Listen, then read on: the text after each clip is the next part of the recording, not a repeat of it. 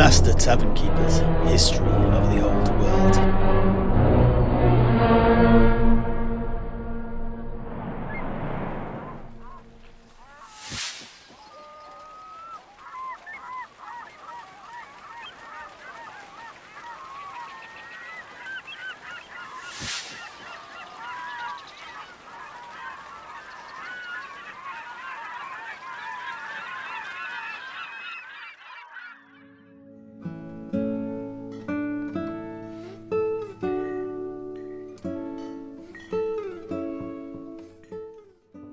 And so, on to the Battle of Drakenmoor now then, Master Tavern Keeper? Indeed. Now, what precipitated this clash was the expedition by the king of the lost dwarf hold of Carach-Ungor, Stonerag Stonehammer. Determined to reclaim his birthright, he led a large army in an attempt to establish a foothold in the goblin-held dwarf hold, now known as Red Eye Mountain. Much to the chagrin of the king, it has to be said. By all accounts, he was somewhat successful for a time.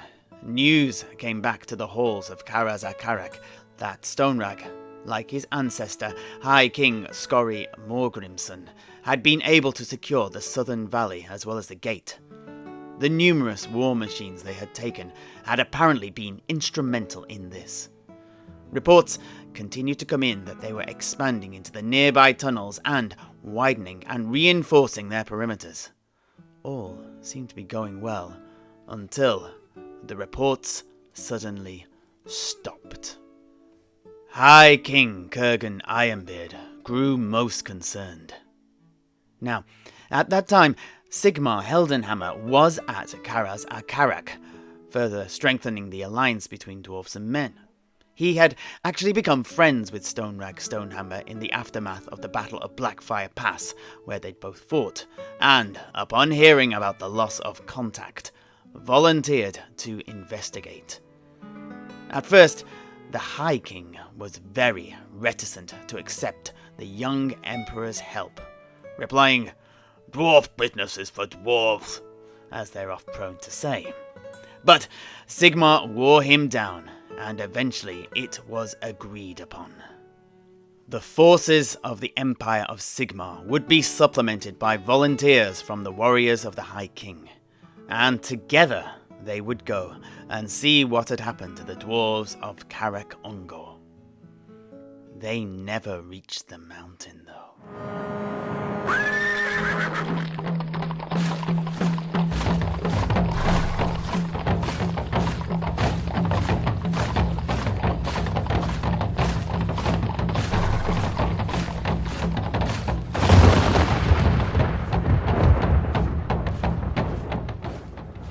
The skies were black with ominous clouds, and unnatural lightning raked the land as Sigmar Heldenhammer descended from the hold of Karaz-a-karak.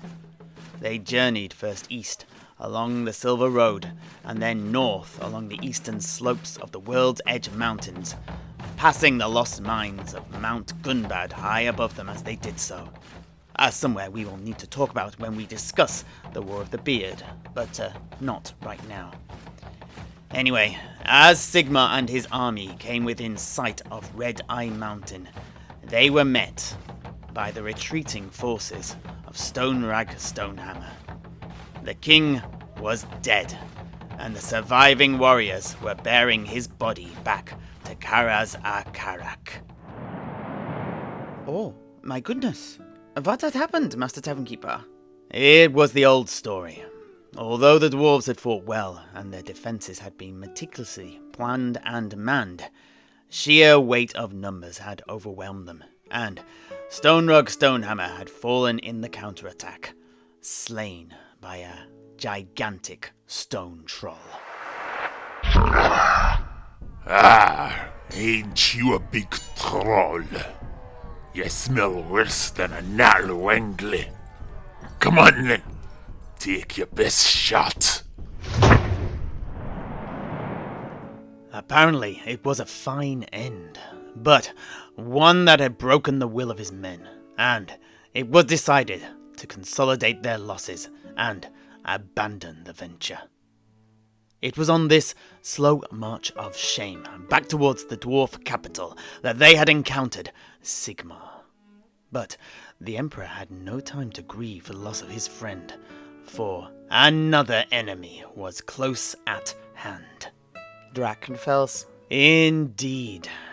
Since the events of Blackfire Pass, the Enchanter had eyed the growing empire of Sigmar with envious eyes, and was eager to have his way with this new emperor.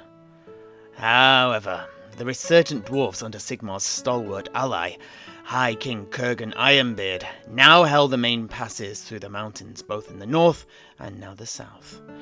Thus, much as Drakenfels might have wanted to go rampaging through the old world, as he had years before, he was kept at bay. But now, here, right in front of him, was the object of Drakenfels' ire. An overripe fruit, ready to be plucked and devoured.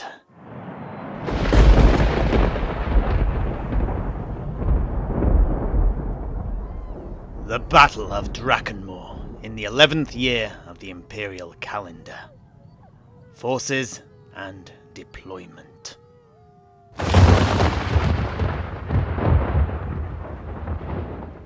Drakenfels led an army consisting of enslaved demons and goblins. It was the spotters of the High King Kurgan's dwarves who saw the great enchanter's forces first, alerted to their presence by the demonic furies that flew overhead. As they scouted ahead for the rest of the army. It is written that after spotting these forward scouts, the dwarf guides trained their telescopes on the smog that perpetually hangs over that area of the Darklands, and, little by little, as zephyrs of wind peeled back the miasma, a gigantic army came into view.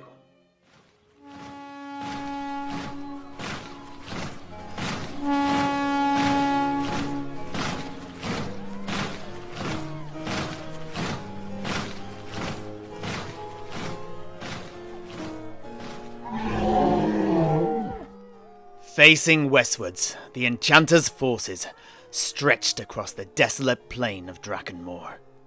Demonic cavalry, resembling iron boars with the heads of hounds, formed up on their right flank, whilst, on the left, near a dark, twisted copse, half hidden by the smog, were packs upon packs of goblin wolf riders, led by that infamous war boss of old, Skroksnik of the Moonhowlers tribe, riding his wolf chariot.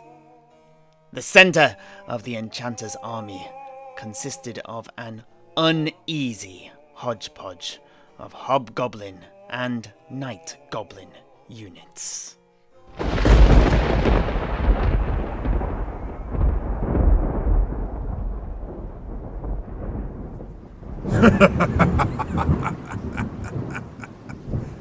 You are far from home, Sigmar of the Umberogen. This mistake is going to cost you dearly, I think. First, I'll take your life, and then I'll take your empire!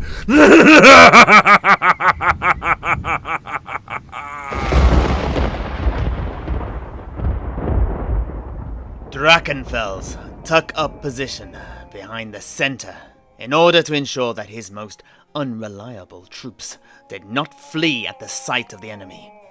He himself commanded a view of the field of battle from upon the back of a skeletal dragon, raised with dragon remnants that the Enchanter himself had recovered from the Plain of Bones. Oh, yeah, the graveyard of dead dragons. Ah, indeed. It lies directly south of the battlefield, just beyond the infamous Ash Ridge Mountains, whose slopes are strictly avoided, for it is here that many magma dragons make their home, guarding the resting place of their race.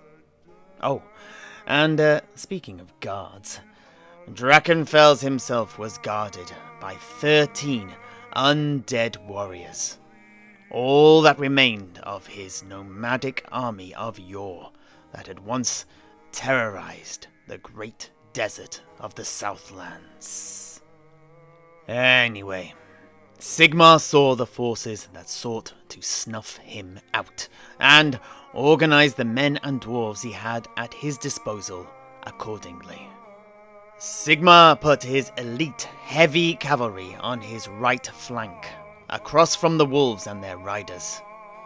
A majority of these were Imperial Knights, the flowers of the noble houses of the Empire, but they were also accompanied by some of the fresh, bare-headed Knights of the White Wolf from Middenheim, able-bodied warriors from across the strata of society. This flank was led by the warrior eternal of the Teutogons, Renweird, who had accompanied the Emperor on his visit to Karaz-a-karak to pay his respects to Alaric the Mad, in gratitude for his aid during the siege of Middenheim. Oh, yeah. What did Alaric the Mad do there then? Yeah. Why, he came with 500 dwarf ironbreakers to help lift the siege, in addition to gifting Sigmar the rune fangs at the same time, actually. Oh, yeah. No small things then. Indeed. Well, anyway. Behind these were set the dwarf cannons and war machines of the surviving expedition of Stonerag Stonehammer, as well as 2 imperial regiments of archers and a smaller regiment of crossbowmen. The Empire's left flank was occupied by regiments of spearmen, halberdiers, and swordsmen, as well as some small units of dwarf warriors, hammerers, miners, and ironbreakers. The Emperor himself occupied the centre, guarded as ever by a cohort of his own heavily armoured bodyguards, the Reichsguard. The forces that faced off against each other were not even, though, with the thralls of Drakenfels outnumbering Sigmar's army by about 3 to 1. Oh, yeah, but what sort of numbers are we really talking about here, Master Tavern Keeper? Ah, a fine question, my dear knight. Actually, there is some information with regards to the size of the forces that I stumbled across. Dwarf records seem to indicate that the surviving forces of Stonerag Stonehammer numbered between 500 and 1,000. And some Imperial scholars have estimated that Sigmar was accompanied by 1,500 to 2,000 knights and soldiers when he left Altdorf to go to Karaz-a-karak. Och, so Drakenfels must have had between 6,000 and 9,000 men then? That's quite a numerical advantage. Indeed. But if there's one thing that Sigmar had going for him, though, it was his experience dealing with enemies who outnumbered him. Even going back as far as the Battle of Astafon Bridge, he had secured victory after victory under such circumstances. Although there were defeats too, of course.